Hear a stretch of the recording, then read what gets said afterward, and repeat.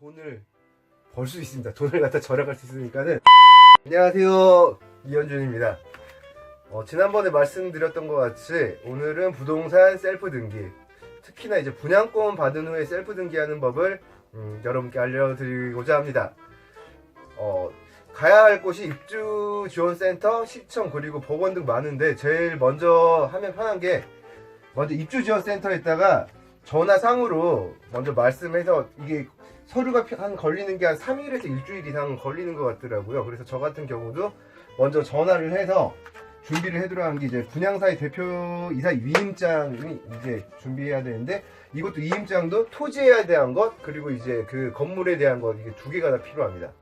이게 하나만 이렇게 두 개를 꼭 받으셔야 되고, 그리고 그 건설사에서 발급하는 이게 동호수별 보존 등기 권리증이라 해가지고, 이걸 가져가면 이제 뭐 시리얼 넘버 같은 거랑 비밀번호를 갖다가 주는 게 있어요. 이것도 등기소에서 필요해서 이것도 받아야 되고, 매각 원부 같은 경우는 이제 잔금까지 다 계약금부터 시작해서 중도금, 잔금까지 다 납부를 했다는 뭐 확인 같은 거여서, 여기는 이제 그 시청이나 구청에 이제 취등록세를 갖다가 신고할 때, 취등록세를 갖다가 신고하는 게 아니라 낼 때 이게 필요한 서류고요. 그리고 법인 등기부등본 같은 경우에는 이거는 입주지원센터에서 안 뽑아줄 수도 있고 자기가 직접 이렇게 뽑아줄 때도 있어요. 근데 법인 등기부등본 같은 것도 필요한 이유가, 이제 신탁 말소 등록을 할 때 얼마나 이제 거기에 대한 세금을 낼지가 이제 법인 등기부등본을 보고 등기소에서 이제 확인을 하더라고요. 저희 같은 경우에는 입주지원센터에서 이걸 안 뽑아줘서 등기소 가서 이제 무인 발급기로 뽑았었는데, 이것도 꼭 필요한 거니까는 이 네 개를 갖다가 입주지원센터에 연락을 해서 먼저 이제 준비를 하시면 됩니다. 입주지원센터에서 서류를 다 받으면은 구청이나 시청으로 이제 가면 됩니다. 종합민원실에 가면은 토지대장 그리고 건축물대장을 발급받을 수 있는데, 이 두 가지는 정부24 인터넷으로도 발급받을 수 있으니까 이거 참고하시기 바라고요. 그리고 이제 종합민원실에 부동산을 또 담당하는 부서에 가면은 분양 계약서를 내면은 이제 검인을 해줘요. 뭐 이렇게 도장 찍고 뭐 이렇게 서류를 이렇게 작성해주고, 그게 완료되면은 이제 세정과 가서 취득세를 납부하면 됩니다. 은행에 가셔서 납부해도 되고, 요새는 이제 시청에서 카드로는 다 계산을 갖다가 납부를 받더라고요. 그렇게 취득세를 내주시면 되는데, 저같이 뭐 임대사업자를 받으신 분들은 취득세가 감면 혜택을 받으시는 분들이 있어요. 그분들은 납부를 하시는 게 아니라 취득세 감면에 대한 서류를 이렇게 주면은 그걸 또 갖고 계시면 나중에 이제 등기소에서 필요한 그걸 갖고 계시면 됩니다.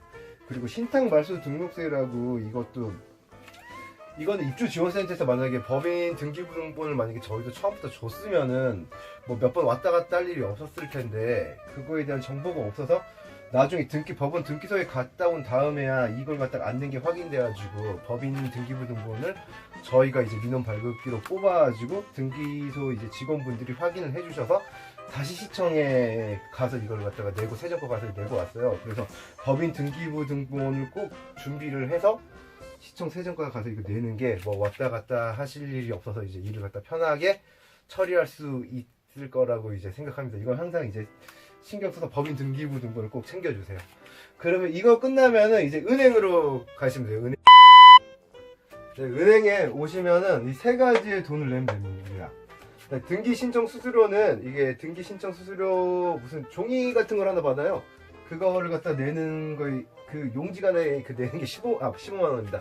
15,000원이라 해서 이제 15,000원 내면 되고, 국민주택 채권은 국민주택기금에서 뭐 관리하는 건데 뭐 정확히는 모르겠어요. 근데 뭐 사고 팔 때 뭐 채권 갖다가 이제 같이 사야 된다고 하더라고요. 근데 처음에 채권 가격을 듣고 깜짝 놀랐는데, 거기에 대해서 한 100분의 1 정도만 지급하시면 됩니다. 뭐 사자마자 뭐 바로 팔아버리는 이런 시스템이 돼 있어가지고 한 100분의 1 정도만 해서 그렇게 큰 금액은 아닐 테니까 이거